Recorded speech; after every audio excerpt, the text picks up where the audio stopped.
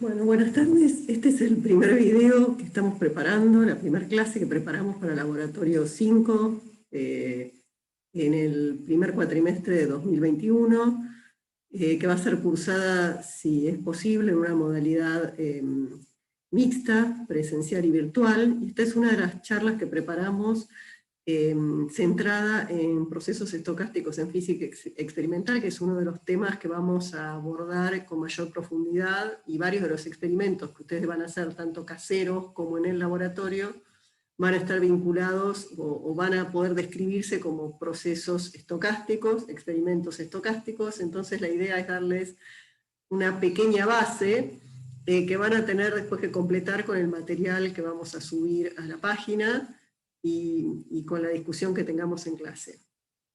Entonces, en principio podemos distinguir, al menos idealmente, qué es un proceso estocástico de un proceso determinista. Si hablamos de un modelo o de un experimento idealizado, decimos que en un proceso determinístico podemos identificar en todo momento el valor de una variable. En un modelo, esto significa que hay una ecuación diferencial que puede predecir el valor de la variable tiempo a tiempo. Podemos hablar de, como un ejemplo de estas variables, el ángulo de un péndulo, o la corriente en un circuito transitorio, o infinitas cosas, modelos que ustedes han visto a lo largo de estos años y que incluso han medido en los laboratorios. En contraposición, decimos que un proceso es estocástico cuando solo podemos asignar la probabilidad de que una determinada variable asuma un valor a un tiempo dado. Lo que podemos conocer es la probabilidad, pero no el valor exacto en cada tiempo. Entonces, un ejemplo de un proceso estocástico puede ser, tiramos 4 dados y preguntamos cuántos unos salen. Bueno, puede llegar a salir ninguno, puede salir 1, puede salir 2, puede salir 3, puede salir 4. ¿Está bien? Entonces tenemos todas esas posibilidades, cada una con su probabilidad. También podemos hablar del número de emisiones de una fuente en un segundo, y tiene muchos posibles valores. Entonces, esa variable ya la llamamos, la conocemos como, ese tipo de variables se conocen como variables aleatorias. No tenemos que confundir con, por ejemplo, la vida media del isótopo radiactivo, o el número medio de veces que sale un 1 al tirar 4 dados. Esas variables no son variables aleatorias, porque podemos conocer, podemos determinarlas. ¿Está bien? Bien, entonces, esto es en principio, la definición que todos intuitivamente conocemos. Ahora, cuando hablamos de experimentos, de procesos, de sistemas físicos reales, y hasta dónde nosotros podemos acceder a ellos en un experimento, esta diferencia entre determinísticos y estocásticos es un poco más sutil, ¿no?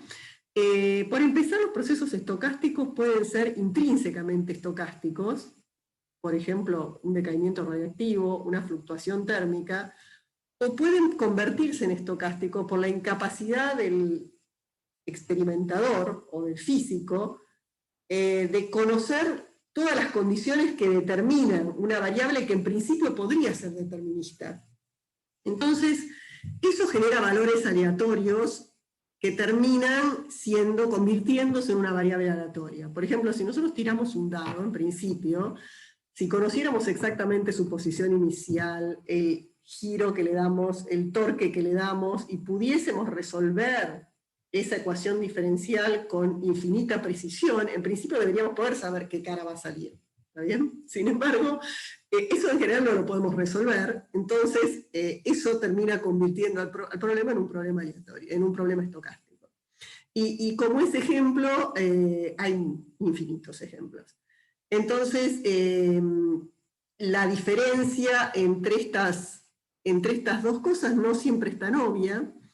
Por ejemplo, cuando hablamos de una caminata al azar, digamos que es un típico problema estocástico, podemos pensarlo de cualquiera de estas dos maneras. En todos los casos, en cualquiera de los casos, sí, independientemente de cuál sea el origen de la estocacidad, ambos tipos de problemas son considerados estocásticos. También en sistemas reales, esta otra diferencia es más sutil, porque en general nunca conocemos perfectamente las condiciones iniciales y las condiciones experimentales, siempre vamos a tener una incerteza asociada, y por lo tanto, siempre vamos a tener una cierta indeterminación en la predicción de una variable e incluso en su medición. Entonces, el tema es que muchas veces esa falta de conocimiento de variable, simplemente podemos acotarla, asignar una incerteza y tratar el problema como determinístico. Y es lo que ustedes vienen haciendo en todos los experimentos y en todos los laboratorios que han hecho hasta ahora, ¿no?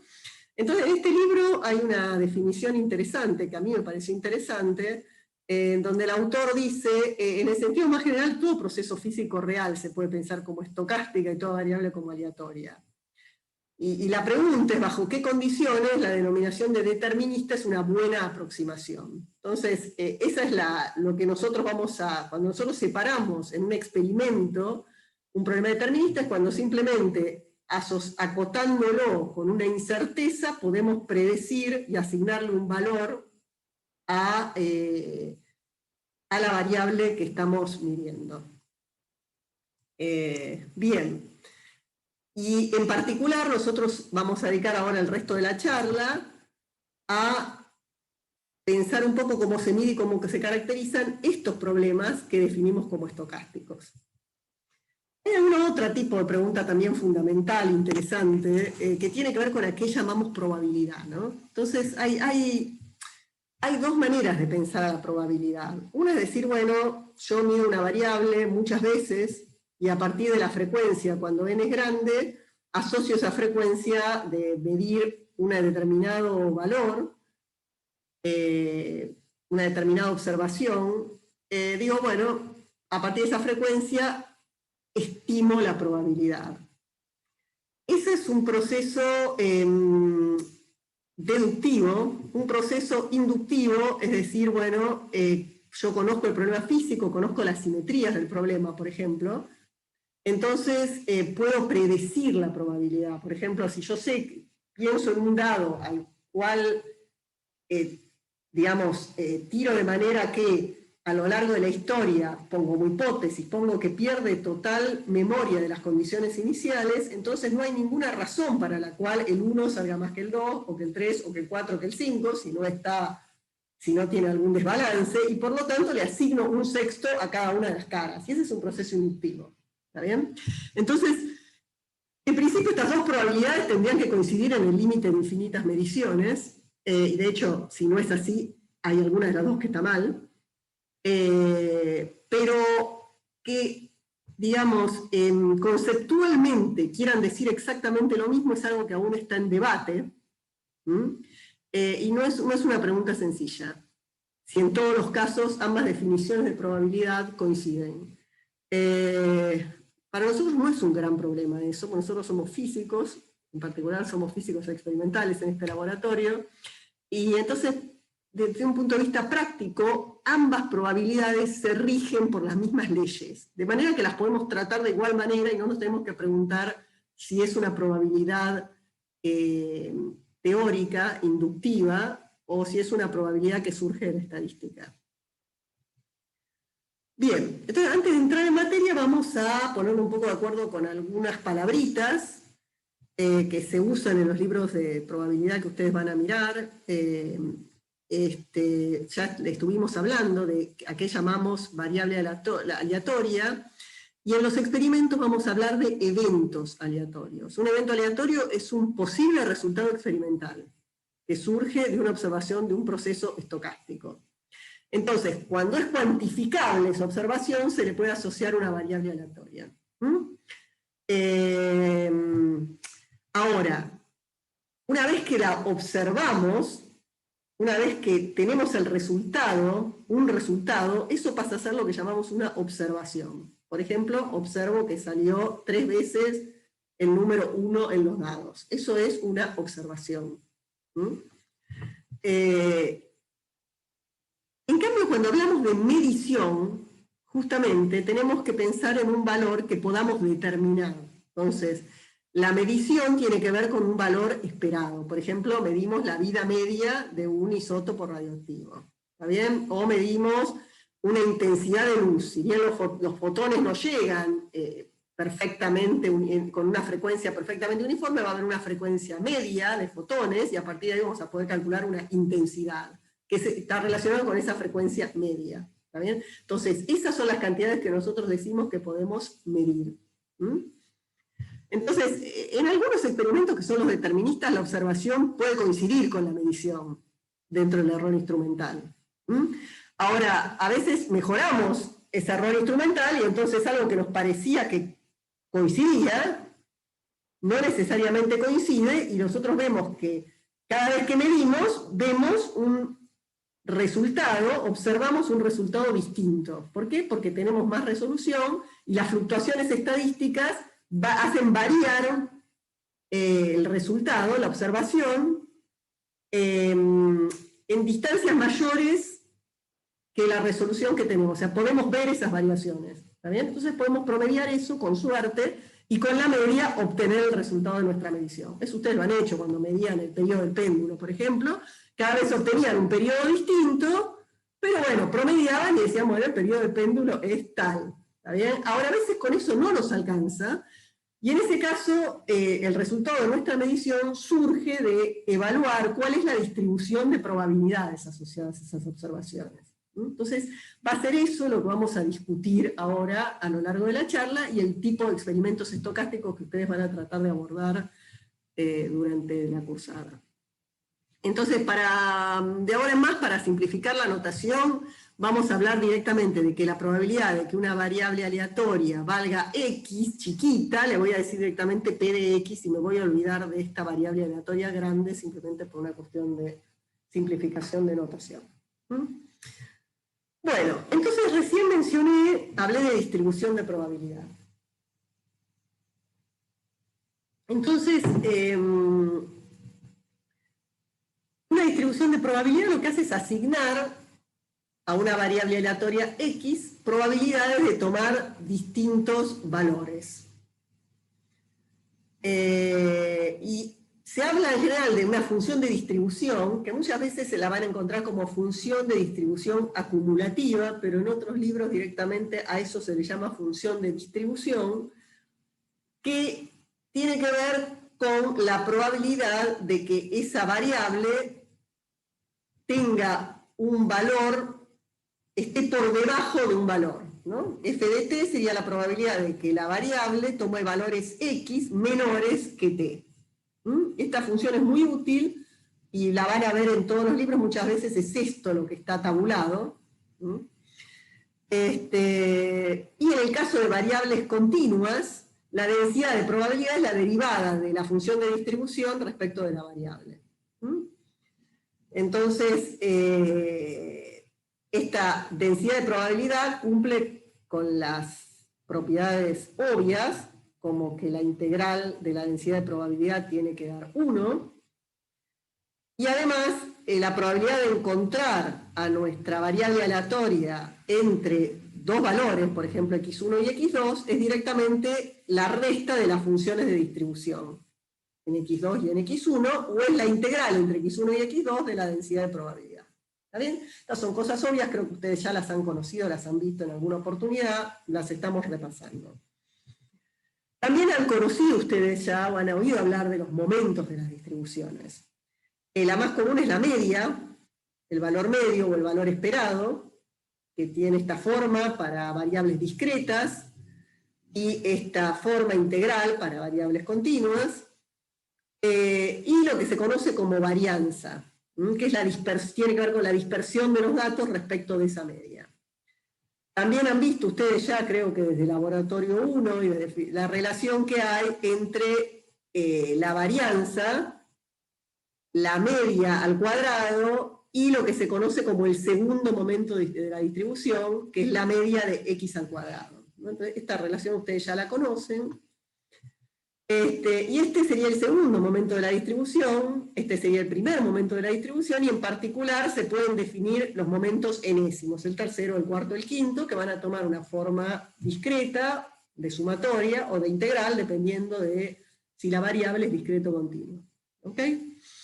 Entonces, finalmente, ¿qué es lo último que nos falta recordar o presentar? Lo que tiene que ver con las correlaciones. Si nosotros en lugar de una variable tenemos varias variables, podemos hablar de la correlación entre las variables a través de este coeficiente.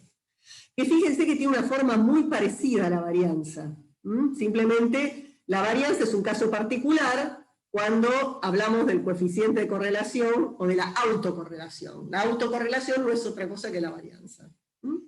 Y si no, el coeficiente de correlación nos dice, de una manera, si las distintas variables están correlacionadas o no entre sí. Bien, entonces, vamos a hablar ahora, o les voy a comentar, algunas distribuciones que son de interés para la materia o para la vida en general de un físico, digamos. Algunas de estas van a aparecer en experimentos que ustedes van a hacer, otras quizás no. Están en los libros de todas maneras, así que las voy a pasar muy por encima. Pero bueno, las vamos a comentar un poquitito para facilitar la vida cuando lean las cosas. Entonces, una es la más común, la más sencilla, que es lo que se conoce como una distribución uniforme en un intervalo, también conocido como distribución al azar. Es simplemente la que aparece cuando tenemos, por ejemplo, un instrumento de medición que tiene una determinada resolución. Entonces, dentro de esa resolución, en principio, si esa resolución sobre todo estuvo determinada por un proceso de digitalización, lo único que podemos saber es que la variable está entre dos cotas. ¿Está bien? Y dentro de eso no tenemos forma de asignarle una probabilidad diferenciada. Entonces, la forma es típicamente la de un escalón. ¿Está bien? Esta es la media, la varianza se puede calcular y da esto, y lo interesante es que esto es lo que en general, esta función de distribución es la que se usa para generar números al azar equiprobables, ¿no? En un determinado intervalo, es la que se usa en los programas para generar distribuciones equiprobables. Bueno, otra distribución muy famosa, que está en todos los libros, quizás es la primera que se presenta en todos los libros, es la binomial. La binomial se usa para trabajar con eventos discretos que tengan una probabilidad finita, como puede ser el famoso ejemplo del dado. Es decir, por ejemplo, si un experimento tiene como un posible resultado la observación de una propiedad, que la podemos llamar A, y la probabilidad de observar esa propiedad A es P, entonces podemos repetir este experimento n veces. Y, en principio, si el resultado, nos preguntamos cuántas veces en esas n veces apareció la propiedad A, y es importante para que la distribución sea binomial que el resultado obtenido en una de las secuencias no influya en las siguientes. Entonces, bajo esas condiciones, la probabilidad de observar en esas n pruebas k veces la propiedad A tiene esta forma, y esta forma se conoce como distribución binomial.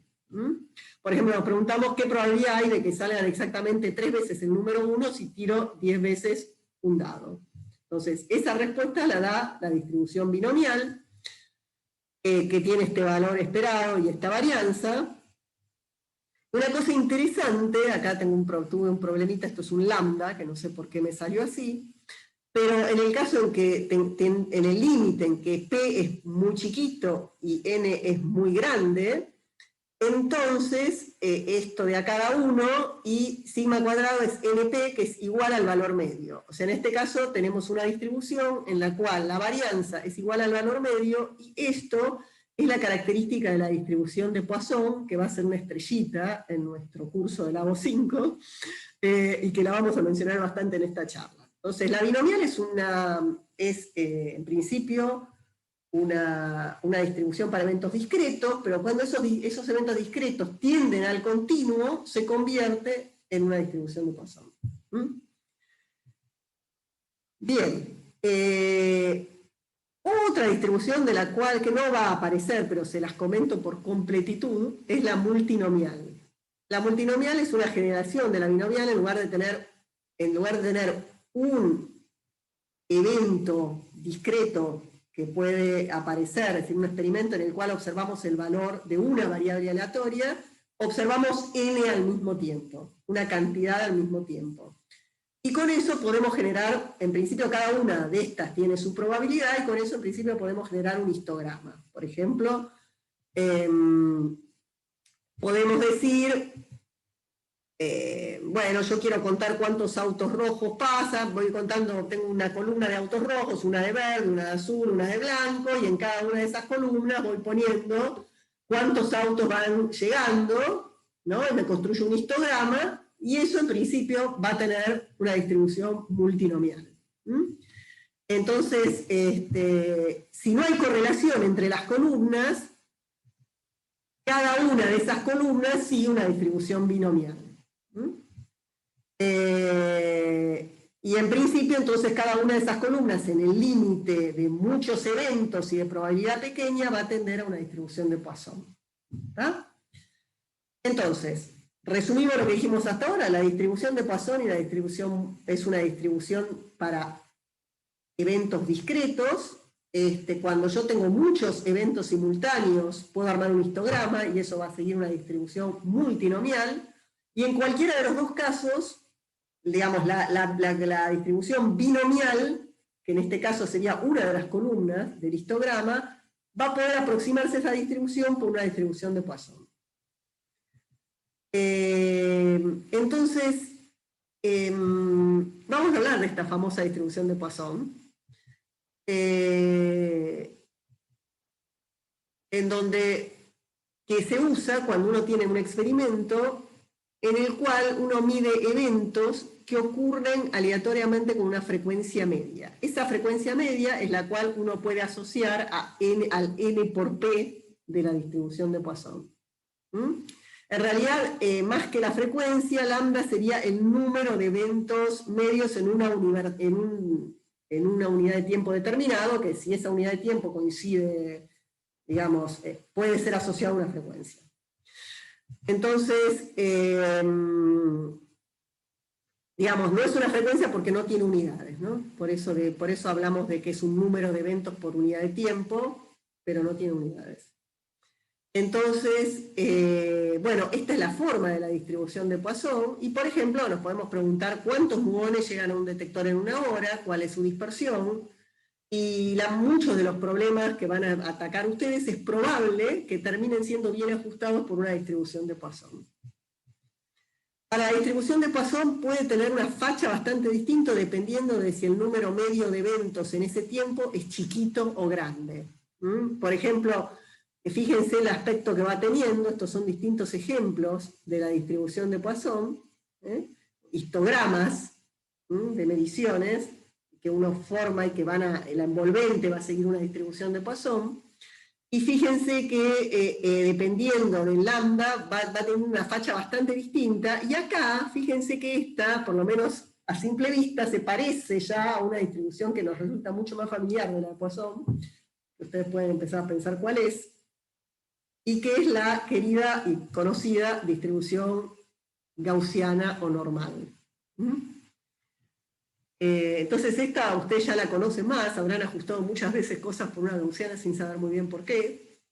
Entonces, la gaussiana es la estrella de las distribuciones, y eso tiene que ver con un teorema que dice que el valor medio de n variables aleatorias independientes que tengan una misma estadística de una varianza finita, y en realidad se puede generalizar aunque no tengan la misma estadística, en un límite de n muy grande, obedece una estadística gaussiana. Entonces, este teorema central del límite es muy interesante y se usa. Da como resultado, por ejemplo, que la distribución de Poisson en el límite de valor medio grande tiende a la gaussiana, que hay otras distribuciones muchas distribuciones, en los límites grandes, por ejemplo la binomial, también tiende a una gaussiana, en el límite de números grandes, en la distribución chi cuadrado, tiende a la gaussiana cuando los grados de libertad son muchos, y así, ¿está bien? Entonces, muchos procesos naturales, estadísticos, que son sistemas termodinámicos con muchos grados de libertad, obedecen estadísticas gaussianas.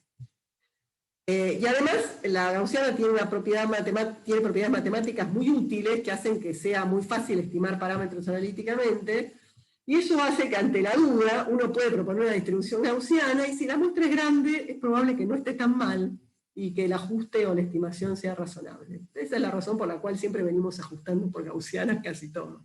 ¿Tá? Bien. Después esta distribución no la van a encontrar en la O5, no creo que la encuentren, pero se las presento porque en la física aparece mucho, aparece cuando ajustamos fenómenos resonantes, algunos procesos de scattering, es la distribución lorentziana, y se las presento simplemente para hacer un warning, ya que en esta distribución la varianza, como tal, no tiene un significado físico muy relevante, porque esta distribución lo que tiene es que tiene un pico muy pronunciado de probabilidad, alrededor de un valor, que es la media, pero tiene colas que tienen valor no nulo muy lejos de esa media. Entonces, en realidad acá, el número que tiene un significado tiene que ver con el ancho a mitad de altura, que ustedes habrán ajustado en más de un pico de resonancia, y es interesante que en el límite de sistemas grandes, esta distribución no se parece a la gaussiana, ¿no? Entonces, ojo que hay fenómenos que no se pueden ajustar por gaussianas, y hay que tener un poco de cuidado en esos casos, ¿no? O sea, ojo que no todo es una gaussiana. Bien.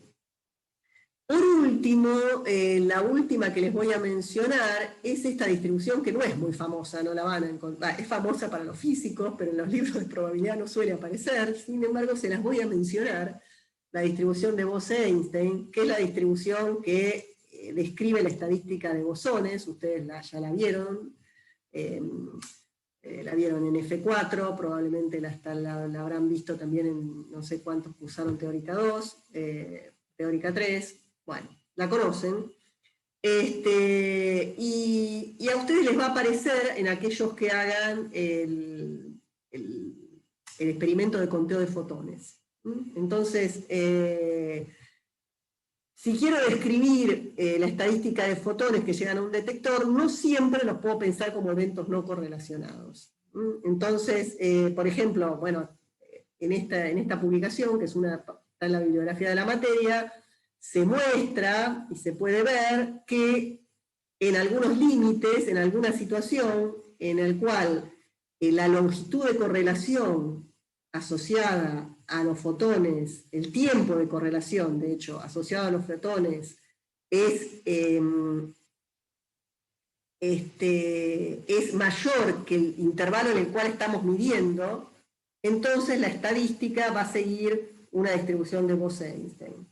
Ahora, cuando nosotros ya medimos en tiempos que son mucho mayores que ese tiempo típico de correlación, volvemos a recuperar la distribución de Poisson y los podemos considerar como no correlacionados. ¿Ah? Entonces, eso por ahora quizás a ustedes les resulta muy oscuro, simplemente les menciono que eso va a aparecer y que es una cosa a tener en cuenta. Si ustedes hacen experimentos caseros, es importante pensar que para tener una distribución de Poisson, los eventos tienen que ser no correlacionados.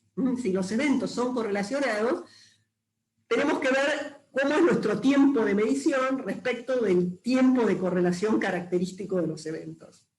Si sigue siendo muy grande, quizás los podemos seguir tratando como no correlacionados, y si no, no.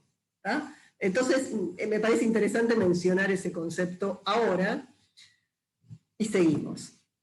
Ahora vamos a ver entonces ya casi lo último, que tiene que ver con los experimentos en sí. Esto es bastante general. Este cuadrito que les estoy presentando es bastante general, y se va a poder ajustar a casi todos los experimentos que ustedes hagan. Los experimentos caseros, los experimentos que hagan en el laboratorio. En principio tenemos un proceso estocástico que genera eventos al azar. Esos eventos pueden ser eventos caseros como pochoclos que explotan, una canilla que gotea en algún régimen, autos que pasan por una esquina, O puede ser un experimento que hagamos en el laboratorio en donde estamos contando fotones o estamos detectando radiación gamma. ¿Tá? Pero en cualquier caso son procesos estocásticos que se generan al azar. Entonces, este experimento genera eventos que van a ser detectados por un detector. El detector, perdón, estos eventos tienen asociada una frecuencia media característica, en la cual ocurren los eventos, y un tiempo de correlación característico, que puede considerarse 0 o no. Entonces este detector tiene que ser capaz tiene que ser sensible a esos eventos. Dependiendo de qué tipo de eventos que sean, podrá ser un fotomultiplicador, un centellador, un simple parlante que detecta ruido, por ejemplo, de sonido, ¿está bien? Depende de lo que queramos detectar, el detector que vayamos a usar. Entonces, este detector tiene que ser sensible a nuestros eventos. Ahora, lo que va a suceder en todos los casos es que el detector, además de detectar nuestros eventos, va a detectar ruido y va a detectar eventos espurios. Y la propia señal del detector va a tener, además de ser una señal asociada a los eventos espurios y eventuales ruidos que lleguen al detector, puede la propia señal tener un ruido electrónico proveniente de nuestro detector. O sea, nuestro detector puede generar su propio ruido. O sea que esta señal va a ser una señal que va a llegar con porquerías. O sea, va a estar relacionada con nuestros eventos, pero además va a tener ruido y puede tener también eventos espurios. Además, esta señal puede ser demasiado pequeña, o nuestros pulsos pueden ser demasiado frecuentes, o muy anchos, o muy angostos. Entonces, no necesariamente la señal que salga del detector va a ser fácilmente adquirible, ¿no? O sea, nosotros en general la queremos adquirir, para eso necesitamos una interfaz entre el detector y nuestro sistema de adquisición, que típicamente es nuestra computadora.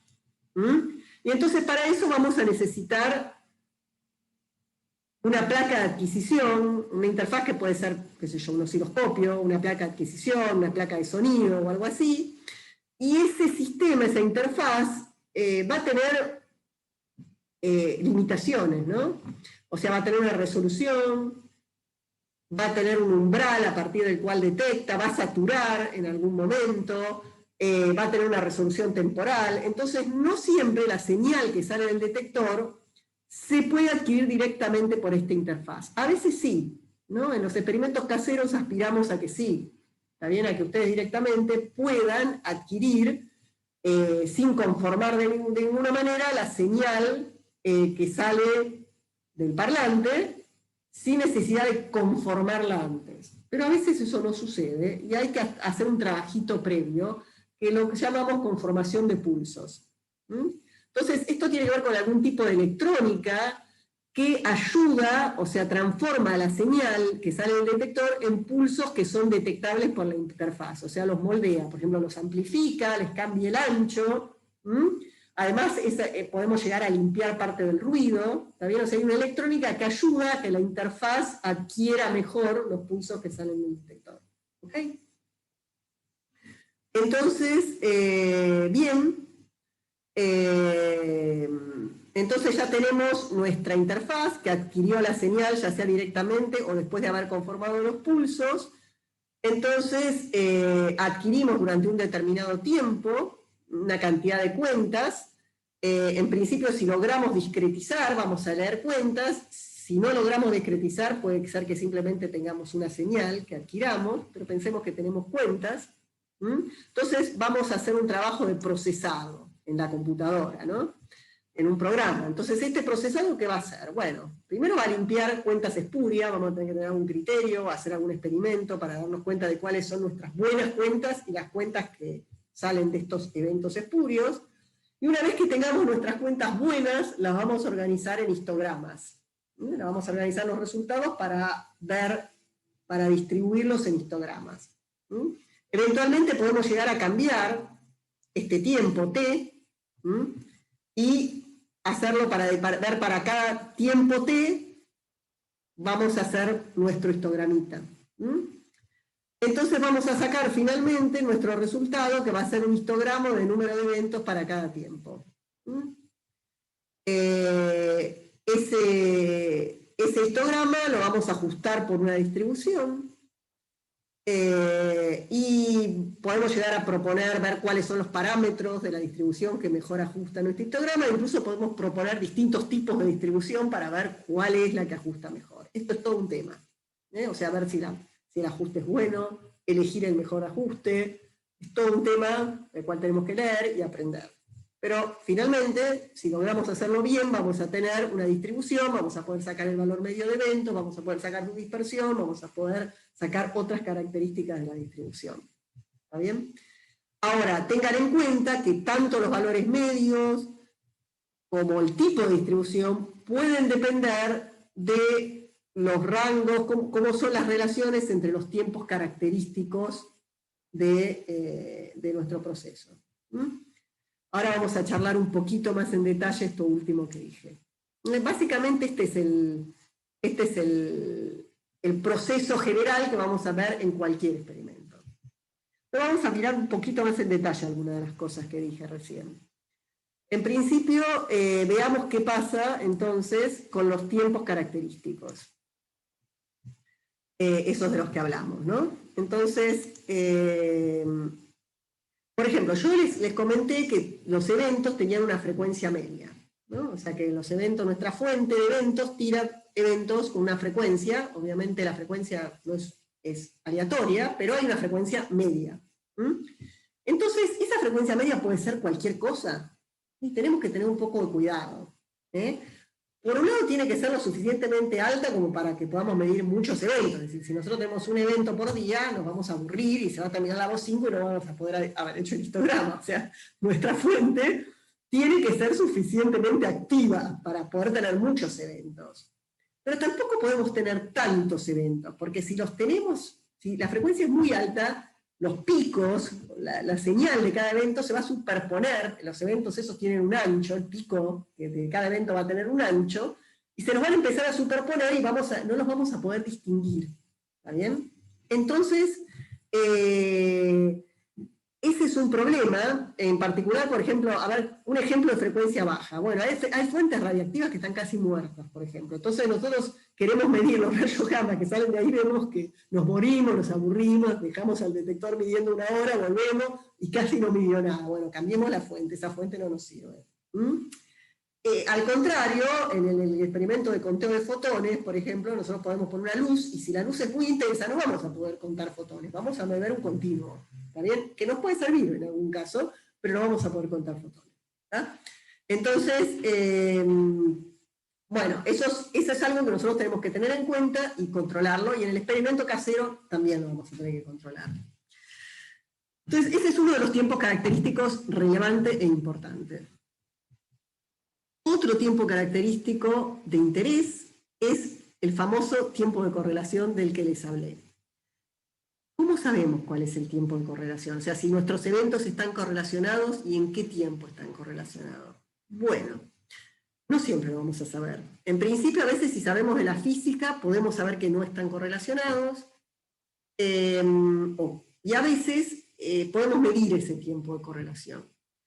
¿Cómo medir el tiempo de correlación? Es todo un tema que vamos a abordar cuando tengamos que medirlo. En particular, hay algunas maneras como hacer una autocorrelación de varios eventos. Por ejemplo, este es un informe de la voz 5, donde estos chicos miden con alguna técnica de la cual vamos a hablar en el momento oportuno, porque es todo un tema del cual no voy a entrar ahora, pero hay formas, midiendo la autocorrelación de los eventos, de sacar o de medir experimentalmente algo asociado con el tiempo de correlación. Entonces, después vamos a profundizar un poco más en eso cuando ustedes lo tengan que hacer, pero tengan en cuenta este detalle como algo importante. Bien. Luego también les hablé de que hay una etapa de amplificación y conformación de pulsos, que no siempre va a suceder, pero que a veces es necesaria. Entonces, en principio, hay un detector que tiene que ser sensible a los eventos, pero que a veces entrega una señal demasiado chiquitita y por lo tanto vamos a tener que amplificar esa señal para poderla ver. Ojo con la amplificación. esa amplificación no tiene que ser tan grande como para que nuestra señal sature. Eso ustedes saben, ¿no? O sea, ustedes han visto que a veces el osciloscopio satura, por ejemplo. Entonces tienen que tener cuidado de no amplificar tanto la señal como para que sature el detector, o sature la interfase, o sature alguna de las etapas de adquisición que nosotros tenemos. Entonces, es importante amplificar las cosas como para tener suficiente amplificación y verlas, y poderlas detectar con una buena resolución. Tenemos que tener cuidado de no amplificarlas tanto que sature. Y es un tema que tenemos que tener cuidado, sobre todo si nos importan las amplitudes. ¿Ah? Entonces, ojo con la amplificación, ojo con la saturación.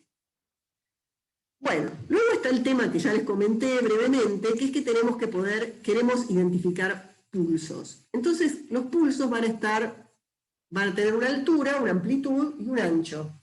Acá lo estoy llamando tau. Y ese ancho en general está determinado por el tiempo característico de la electrónica, ¿no? O sea, hay un tiempo característico que tiene que ver con un decaimiento de transitorios. O sea, nosotros tenemos un pulso, si el pulso real, el evento real ocurre en un tiempo muy corto, ¿está bien? De todas maneras nosotros no vamos a ver un tiempo tan corto porque hay un transitorio de la electrónica que nos va a determinar el ancho del pulso, ¿está bien? Entonces, no siempre los pulsos que salen del detector pueden ser leídos así nomás por nuestro sistema de adquisición. A veces lo tenemos que conformar. Entonces, ¿cómo los conformamos? Bueno, primero los podemos amplificar o reducir, y segundo, podemos modificar el ancho temporal. ¿Cómo se modifica el ancho temporal de los pulsos? Bueno, ustedes ya saben, han hecho todos Labo 3 y Labo 4, y entonces saben que hay formas con circuitos simples de modificar el ancho de pulso, agregándole una resistencia de carga de manera de hacer un RC que tenga un tiempo característico más chico, ¿no? Eso es fácil, y acá, por ejemplo, se muestra como un pulso que, cambiando la resistencia de carga, un pulso puede cambiar de microsegundos a nanosegundos. Y estos mismos pulsos, si uno no le pone ninguna resistencia de carga, a lo mejor son de milisegundos. Entonces, bueno, esto es un detalle, no solamente podemos usar resistencia de carga, sino que podemos también usar algunas electrónicas que son más sofisticadas, que le dan una conformación al pulso más interesante. Nosotros tenemos esa electrónica, vamos a ver, en algunos casos la vamos a usar, en otros casos vamos a usar simplemente una resistencia de carga, pero para los experimentos de nuclear muchas veces usamos una electrónica un poco más sofisticada para conformar los pulsos. Entonces, bueno, en la casa de ustedes en principio esto no lo van a hacer, esperemos que los pulsos que tengan los puedan detectar bien, pero me parece interesante que tengan en cuenta que los pulsos tienen un ancho, y que tienen que tener en cuenta que no se nos superpongan los pulsos si los queremos contar bien. Bueno, otro tema del que hablamos es que a nuestro detector, además de nuestros eventos, llega ruido y llegan cuentas espurias, y que nuestro propio detector puede a su vez generar ruido. Entonces, ¿cómo separamos la señal del ruido? Bueno, en principio lo que tenemos que lograr es que la amplitud característica de nuestra señal sea distinta de la amplitud característica del ruido. Eso lo tenemos que lograr eligiendo una amplificación adecuada. Entonces, en muchos casos, esa es la manera en la que uno puede separar la señal del ruido, ¿no? Es decir, uno tiene, por ejemplo, esto es una cantidad de cuentas en función de la altura de los picos, el voltaje, y entonces uno tiene que, estos picos son negativos, por eso tiene un signo menos, son tensiones negativas. Entonces en este experimento uno ve que todos estos picos pueden ser asociados con la señal, y estos más bajitos son los que pueden asociarse al ruido, y uno dice, bueno, de acá para abajo es ruido y me lo saco de encima. Y considero válida mi señal, pienso que los picos asociados con mi señal van a tener una amplitud superior a este umbral. Esa es una manera muchas veces de deshacerse del ruido. Hay veces en que uno puede usar filtros para sacarse algunas frecuencias que no pueden estar asociadas a la señal. En fin, hay distintas maneras de tratar de deshacerse lo más posible del ruido y no incluirlo en la cuenta. ¿Está bien? Ahora, hay veces en que aparecen eventos que son de la misma característica que nuestra señal, pero que no provienen de nuestra fuente. Eso es más feo, porque no lo podemos deshacer así nomás. Eso es lo que en general llamamos fondo, ¿no? Es decir, nosotros a veces tenemos eventos espurios, y esos eventos espurios van a estar independientemente de que nuestra fuente los esté proveyendo o no. Entonces, ya lo estoy diciendo, la manera en general de deshacerse de esos eventos espurios es medir sin la presencia de nuestra fuente y ver si hay eventos. O sea, si nuestro detector cuenta eventos, independientemente de que nosotros pongamos nuestra fuente o no, esos eventos los podemos caracterizar y considerarlos como fondo. Y a la hora de medir, dependiendo de si son significativos o no, los podemos restar, los podemos considerar como una incerteza, pero tenemos que tener cuidado de que no necesariamente todos los eventos que contemos van a provenir de nuestro experimento. ¿Ok? Entonces, eso es algo a tener en cuenta también. Bueno, finalmente en algún momento logramos contar bien nuestros pulsos, deshacernos del ruido, deshacernos de los eventos espurios, y entonces tenemos nuestras cuentitas y las queremos organizar en un histograma para hacer el ajuste. ¿Ok? Entonces, bueno, ¿cómo armamos un histograma? Ustedes ya han hecho histogramas, quiero creer. ¿Está bien? Y no hay una receta única. Acá el criterio del experimentador es central, ¿no? Es decir, ustedes tienen que usar su propio criterio para decidir qué ancho le dan a cada columna, cuánto tiempo miden, ¿está bien? Y cómo van conformando el histograma. Pero bueno, hay algunas reglas básicas, ¿no? Por ejemplo, la separación entre columnas siempre tiene que ser mayor que la incerteza experimental de cada dato. Eso es evidente. ¿Está bien? Bueno, luego es importante que el número de datos de cada columna tiene que ser significativo, porque acuérdense que cada columna sigue una estadística de Poisson, ¿está bien? Y que por lo tanto, acuérdense que la media, digamos que en una estadística de Poisson, la varianza es igual a la media, ¿está bien? Y por lo tanto, si tienen 10 datos, van a tener una incerteza asociada a esos datos del 30%. Entonces, si tienen menos de 10 datos en una columna, la verdad que no saben cuántos datos tiene esa columna, porque esos datos en sí tienen una incerteza muy grande, ¿está bien? Entonces, no pueden tener columnas casi vacías, porque eso es un muy mal histograma, ¿está bien? Y por otro lado, también está bueno poner muchas columnas, porque cuanto más columnas tengan, más se va a parecer la distribución del histograma a un continuo, y mejor va a ser poder ajustada por la distribución. Entonces, cuanto más columnas pueden poner, pero que a su vez esas columnas sigan la regla 1 y la regla 2, mejor. ¿Está bien? Y una cosa importante que ustedes deberían poder chequear de alguna manera es que las conclusiones físicas no deben variar significativamente si cambian un poco el ancho de las columnas dentro de los rangos que ustedes están usando, si son correctos. ¿Está bien? O sea, si ustedes cambian un poquito el ancho de las columnas y la conclusión les cambia completamente, es porque no están haciendo un histograma correcto. ¿Está? Entonces, va a ser interesante y va a ser una de las cosas que vamos a charlar bastante en los experimentos caseros que ustedes hagan, y cómo hacer un buen histograma. Bien, finalmente tenemos nuestro histograma y ahora lo tenemos que ajustar con una distribución.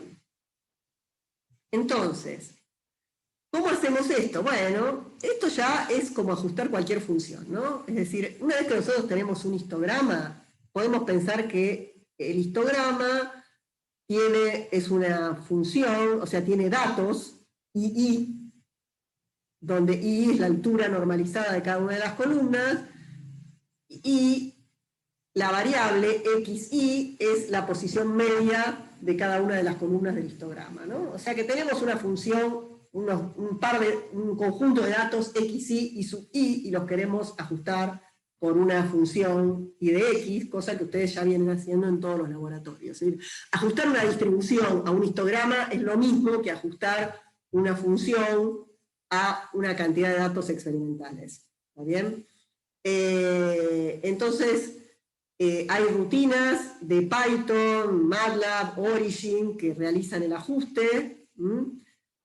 Ustedes pueden hacerse su propio programa para ajustar.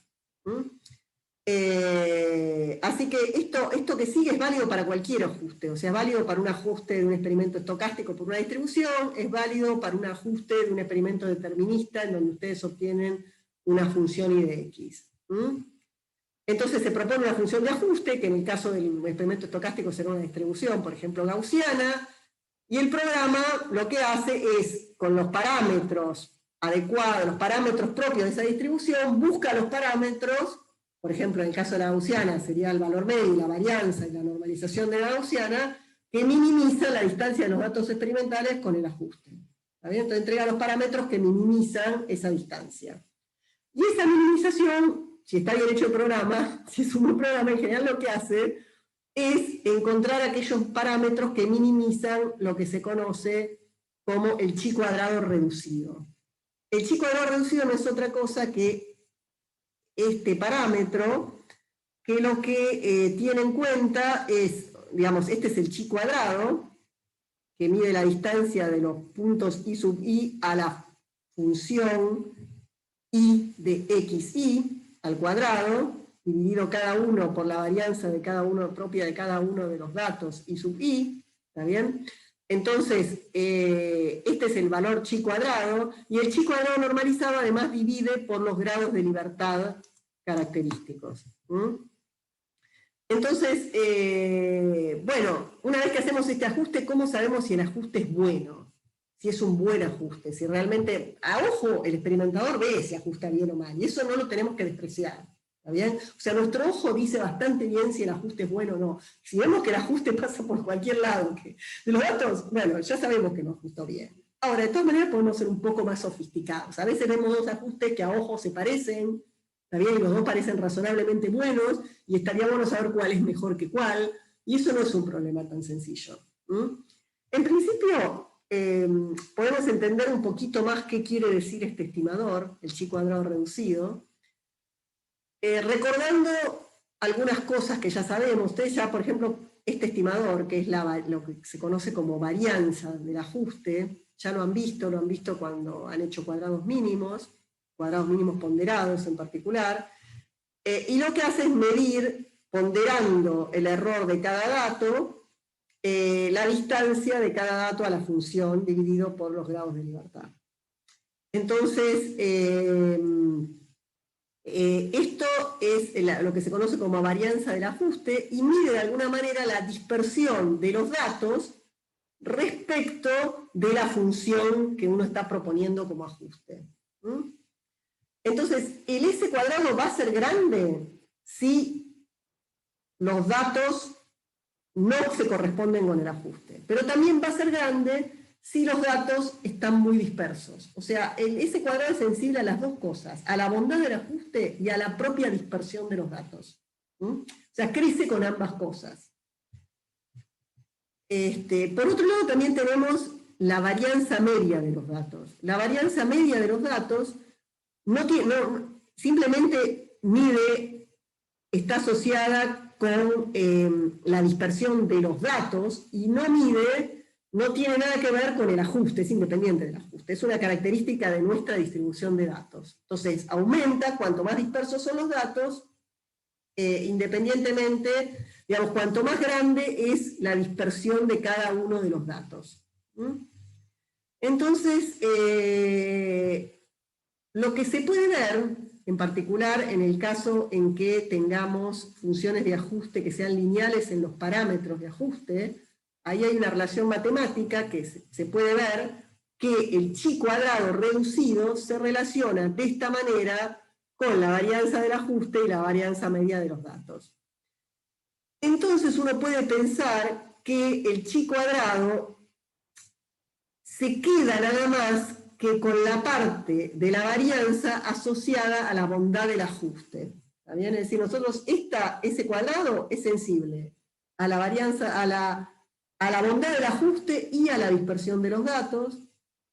Esto es simplemente sencillo, está asociado a la dispersión de los datos, y el chi cuadrado, si los errores de cada uno de los datos están bien estimados, va a ser sensible a la bondad del ajuste. ¿Está bien? Entonces, si el ajuste es bueno, y el ajuste, digamos, y el ajuste es óptimo, entonces ese cuadrado va a ser parecido a la dispersión media, y este chi cuadrado reducido tendría que dar cerca de 1. ¿Se entiende? Esto no es un concepto súper sencillo de seguir. Pero en principio, supongamos que el ajuste es óptimo. O sea, que realmente el ajuste reproduce los datos. Entonces, el S cuadrado y la dispersión media van a ser esencialmente lo mismo. Sobre todo si estas dispersiones están bien calculadas y están bien estimadas. Entonces el chi cuadrado debería dar cerca de 1. ¿Está bien? Por el contrario, si tenemos un mal ajuste, entonces el chi cuadrado va a ser mayor que 1, y puede ser mucho mayor que 1. ¿Está? Entonces, un chi cuadrado que se acerca a 1 implica un buen ajuste. Y cuanto más lejos de 1 esté, cuanto más grande sea, peor va a ser el ajuste. ¿Ok? Ahora, puede que a veces nos dé un chi cuadrado menor que 1. Eso en general lo que quiere decir es que las incertezas están mal estimadas.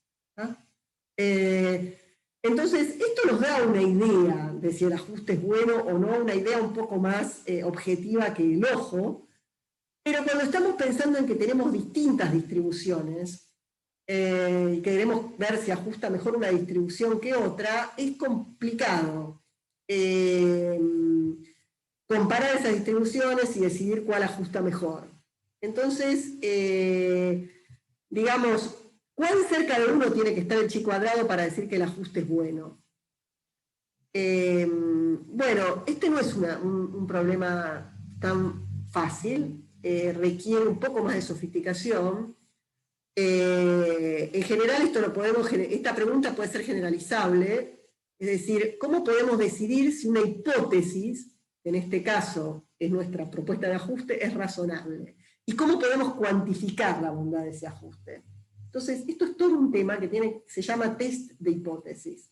Está en los libros que les estamos poniendo en la bibliografía, y me parece interesante que ustedes lo lean y traten de aplicarlo. De todas maneras, vamos a dar otra charlita específica sobre este tema, que se las vamos a subir en las próximas clases, pues es un tema suficientemente largo como para una charlita aparte y suficientemente complejo.